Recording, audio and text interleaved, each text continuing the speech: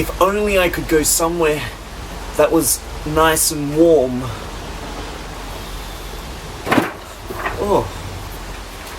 What? Blue Lagoon?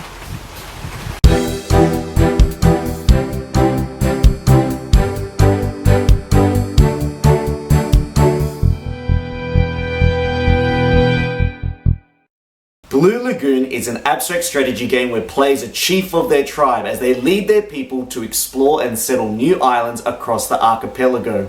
The winner of the game is the player who gains the greatest renown through collecting resources, strategically placing their settlements, and spreading their influence across the isles. To play Blue Lagoon, players first revel in this Moana Disney-esque style board game cover before gathering the required tribe tokens, placing and mixing the 5 resources, coconuts, bamboo, water, precious stones, and wooden statues into this exotic-looking, paradise-evoking fabric bag before players simply are asked to take them right back out of the bag and randomly distribute them onto the island spaces that feature a circle of stones. Now, it's important to go back a bit and tell you a little bit about the board. The board contains 8 islands, some ocean and land spaces, and also the number of points each island scores if you have a majority on it. The tribe tokens that players possess have 2 sides to them, a boat side and a land side, to be used on their corresponding terrain type.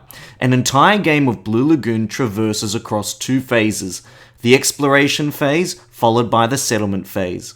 In the exploration phase, players are using their boats and their tribe members to explore the 8 different islands whilst attempting to satisfy a range of point scoring conditions as outlined on this primitive looking pad of paper. On a player's turn, they simply place a single token, a boat, a tribe member, or village. Boats can only be placed on ocean spaces and must be used to venture into unexplored islands. Tribe members and villages can only be placed on land spaces. All tokens placed, except for the boats in this phase, must be placed adjacent to an existing tribe piece. Players continue alternating in turns until either all the players have placed out all their pieces or the final resource has been removed from the board. At the end of the exploration phase, scoring occurs for all players. There are 6 different ways to score.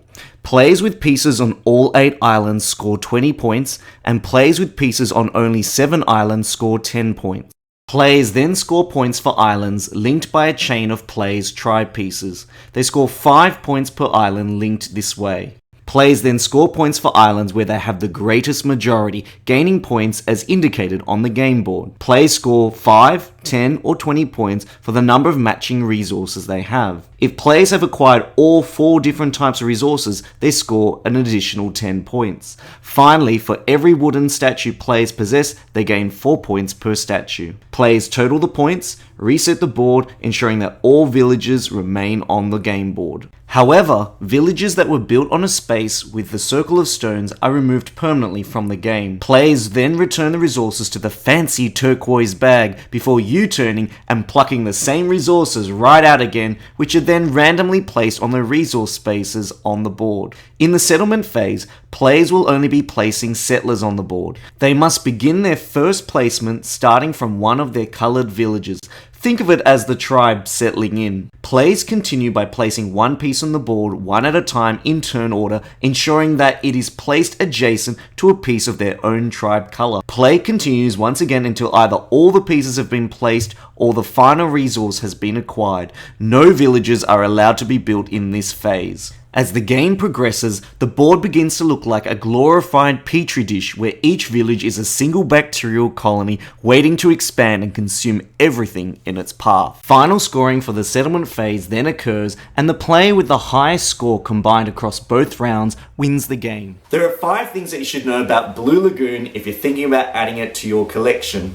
Number 1, I really like the link between the exploration phase and the settlement phase. The idea that players in the exploration phase are freely able to choose whichever island that they'd like to settle on, multiple islands if they wish, and explore and traverse them and thus build villages on them, really has this element of forward planning. The villages that players build on those islands are going to set them up for success in the settlement phase when everything else is removed. Also, I like the fact that players can strategically place their villages on multiple islands to try and maximize their coverage of the map. That means in the second phase, when players have to start from those villages, they become important critical connection points between the villages across the isles and branching points to allow them to access those resources quickly before the other players do. And finally, I love how the map has this beautiful spatial element to it. The idea of where you actually position your village and your accessibility to the nearby resources and moving away from being blocked off by other players is such a huge, important dimension to the game. Number 2, the scoring system in Blue Lagoon can sometimes feel a little bit like a point salad, which means player A does this, gains points, player B does this, gains points, player does this, gains points, player does that, gains points, and sometimes there can be so many different ways to score points that it can be incredibly overwhelming if you're playing the game for the first time. So it takes players 2 or 3 playthroughs to become more familiarized with the actual scoring system that the game has to offer, and further playthroughs to find out the strategies that can exploit those scoring systems to help best allow them to gain an advantage in the game. Also, the game doesn't really feature any sort of point track which can allow you to keep track of who's winning in real time. You only find out who's in the lead at halfway through the game, at the end of the exploration phase, and finally at the end of the settlement phase. However, I do like the fact that there are lots of different ways to score points. That means a player who has current dominance over the board may not actually be winning the game. There could be a player who's got the most majority across lots of different islands, a player who's gaining the most combination of resources, players who have lots of idols. The diverse range of ways to score victory points keeps the game relatively balanced. At the end of each phase, the board game kind of looks like one of those giant chocolate freckles. In fact, when it comes to trying to calculate how many points each player has earned, it can be quite visually difficult because the board looks so busy. The board is a kaleidoscope of colours.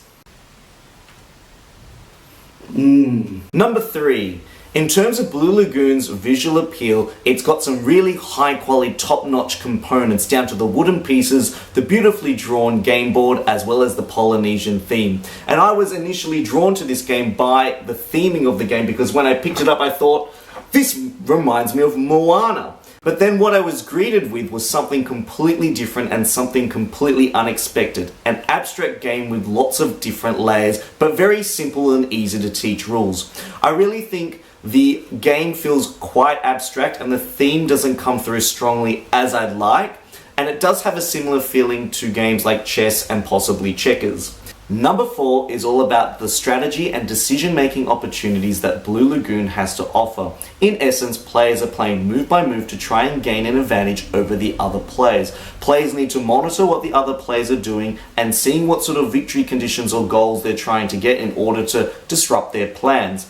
Players can use strategies like blocking, where they build a huge wall or trail of tribe members across the board to try and stop certain players from accessing important connection points, resources, certain areas of the map, and certain parts of the island. Positioning of villages is also very important. A poorly positioned village can be a huge setback, especially in the second half of the game, whereas a village that's positioned in between 2 resource sites can really put a player in a powerful position. Also, the type of resources that players are close to can influence their point scoring strategy. A player who's close to idols may choose that as part of their scoring strategy, whereas another player who's near a diverse amount of resources can kind of vie for that diversification strategy.